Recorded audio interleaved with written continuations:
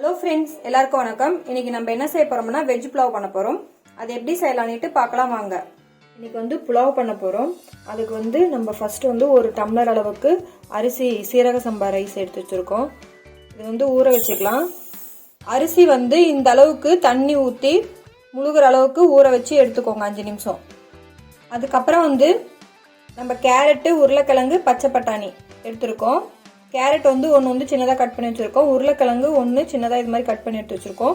Beans 4-5 காய் இது மாதிரி கொஞ்சம் கட் பண்ணி எடுத்து வச்சுருக்கோம். அதுக்கப்புறம் 3 பெரிய வெங்காயம் இது மாதிரி சின்ன சின்னதாக கட் பண்ணி நீல வாக்கில் கட் பண்ணி எடுத்துக்கோங்க. தக்காளி, ஒரு தக்காளி சின்னதாக இருக்கிற தக்காளி இது மாதிரி கட் பண்ணி எடுத்துக்கோங்க. இஞ்சி பூண்டு பேஸ்ட்டு 1 ஸ்பூனு. உப்பு உங்கள் தேவையான அளவுக்கு நான் 1 ஸ்பூன் எடுத்து வச்சுருக்கேன். புதினா, கொத்தமல்லி தலையும் இது மாதிரி வாஷ் பண்ணி எடுத்து வச்சுருக்கேன். 4 பச்சை மிளகா. நம்ம சில்லி பவுடர் போட மாட்டோம், பச்சை மிளகா தான் போடுவோம். அது காரத்துக்கேற்ப நீங்கள் எடுத்துக்கோங்க. அதுக்கப்புறம் பட்டை 2 துண்டு, சோம்பு கொஞ்சமாக, பிரியாணி இலை 2, சீரகம் கொஞ்சமாக, கடல் பாசி, லவங்கம் 4, நெய் 1 ஸ்பூன் எடுத்திருக்கோம். ஒரு தேங்காய் மிக்சியில் போட்டு பால் எடுத்து வச்சுருக்கேன். அப்புறம் தேவையான அளவுக்கு எண்ணெய். இப்போ நம்ம எல்லாம் வதக்க போகிறோம். அதை எப்படி செய்யலான்ட்டு பார்க்கலாம். குக்கர் வச்ச பிறகு ஸ்டவ் ஆன் பண்ணிக்கலாம். குக்கர் சூடானதும் நம்ம எண்ணெய் ஊற்றிக்கலாம். தேவையான அளவுக்கு எண்ணெய் ஊற்றிக்கோங்க. இப்போ நெய் 1 ஸ்பூனு அதுவும் சேர்த்துக்கலாம். எண்ணெய் சூடானதும் நம்ம எடுத்து வச்சிருந்த பிரியாணி இலை, சோம்பு, பட்டை, அப்புறம் அன்னாச்சி இது ஸ்டாரு அது எடுத்து வச்சுக்கலாம். அப்புறம் சீரகம், லவங்கம், கடல் பாசி இதெல்லாம் ஒட்டா நீங்கள் சேர்த்துக்கோங்க. பிரியாணி எல்லாம் இதெல்லாம் சேர்த்த பிறகு இது கொஞ்சம் ஃப்ரை ஆன வாட்டிக்கு நம்ம வெங்காயம் 3 வெங்காயம் கட் பண்ணி எடுத்து வச்சிருந்தது அதுவும் சேர்த்துக்கலாம்.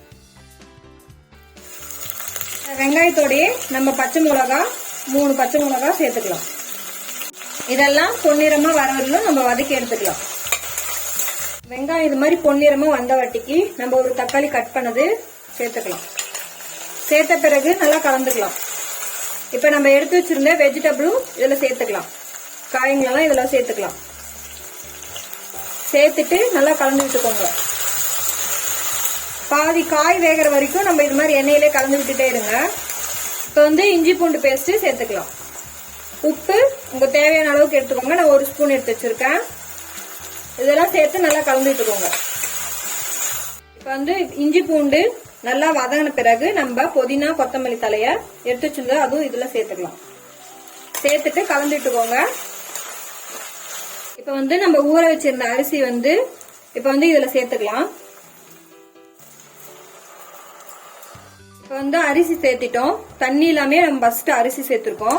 சேர்த்துட்டு நல்லா கலந்து விட்டுக்கோங்க. இப்ப ஸ்டவ் மீடியமான ஃப்ளேம்ல வச்சு நம்ம எல்லாம் வதக்கி எடுத்துக்கலாம்.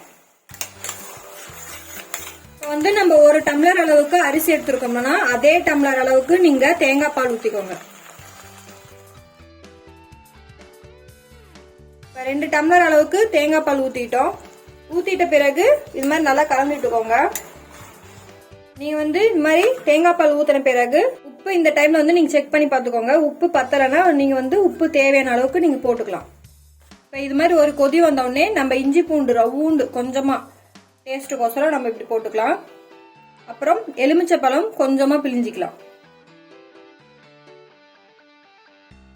புதினா தலையும் கொஞ்சமா நம்ம கிள்ளி போட்டுக்கலாம். போட்ட பிறகு இது கலந்து விட்டுக்கோங்க. இது ஒரு விசில் போட்டே எடுத்துக்கலாம். விசில் ஒரு விசில் வந்துருச்சு. இப்ப விசில் ஆன வாட்டிக்கு நம்ம திறந்து பாத்துக்கலாம். உங்களுக்கு நல்லா குக்காய் வந்திருக்கு. இது மாதிரி நல்லா கலந்து விட்டுக்கோங்க. உங்களுக்கு அடி பிடிக்காம இருக்கும். பாருங்க, அடி பிடிக்காம இது மாதிரி கலந்து விட்டுக்கோங்க. அவ்வளவுதான், உங்களுக்கு வெஜ் புலாவ் தயாராயிடுச்சு. இது ஒரு பிளேட்ல போட்டுக்கலாம்.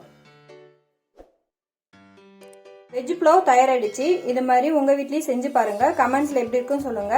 நம்ம சேனலுக்கு சப்ஸ்கிரைப் பண்ணிக்கோங்க. Thank you friends.